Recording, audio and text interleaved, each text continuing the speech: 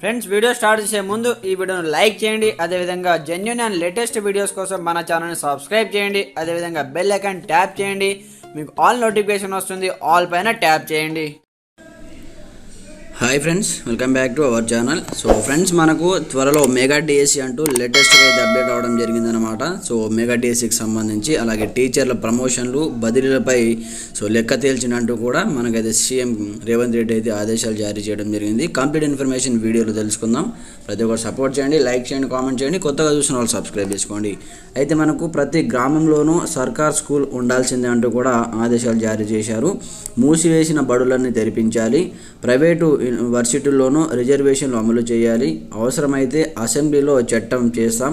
ప్రతి ఉమ్మడి జిల్లాలోనూ ఒక స్కిల్ యూనివర్సిటీ ఏర్పాటు చేయండి. విద్యాశాఖ రివ్యూలో సీఎం రేవంత్ రెడ్డి అంటూ ఇక్కడ మెయిన్ హెడ్లైన్స్ అయితే చూసుకోవచ్చు అనమాట. అయితే మనకు త్వరలోనే మెగా డిఎస్సి నిర్వహించడానికి సర్కారు సిద్ధమవుతుంది. ఆ దిశగా ప్రణాళికలు సిద్ధం చేయాలని విద్యాశాఖ అధికారులకు సీఎం రేవంత్ రెడ్డి ఆదేశించారు. సెక్రటరియట్లో శనివారం జరిగినటువంటి విద్యాశాఖపై రివ్యూ నిర్వహించిన సీఎం అనేక అంశాలపై సూచనలు చేశారు.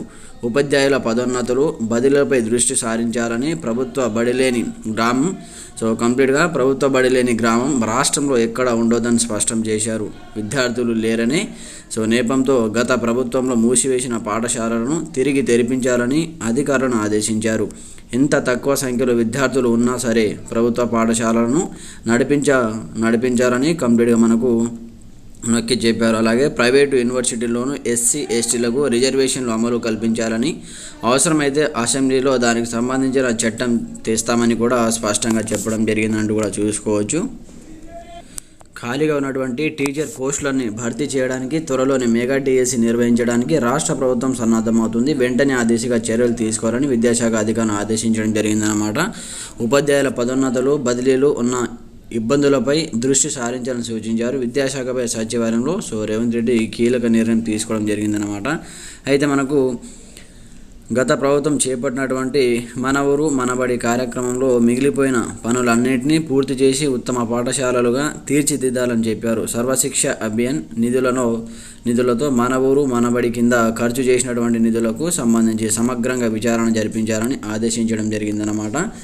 ప్రతి ఊరిలో బడి ఉండాలంటూ కూడా చెప్పడం జరిగింది. ఎంత చిన్న పంచాయతీ అయినా సరే, తాండా అయినా సరే, మారుమూల గ్రామం అయినా సరే తప్పకుండా ప్రభుత్వ పాఠశాలలు ఉండాల్సిందేనని సీఎం రేవంత్ అయితే కంప్లీట్గా చెప్పడం జరిగింది. మూసివేసిన పాఠశాలను తిరిగి తెరిపించాలని కూడా చెప్పడం జరిగింది.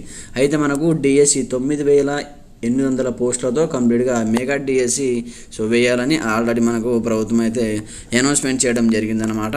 అయితే మనకు దీనికి సంబంధించి ఎప్పుడు నోటిఫికేషన్ వస్తుంది, దీనికి సంబంధించిన అప్డేట్స్ ఎలాంటి అప్డేట్స్ వచ్చినా కంప్లీట్గా వీడియో అయితే పోస్ట్ చేయడం జరుగుతుందన్నమాట.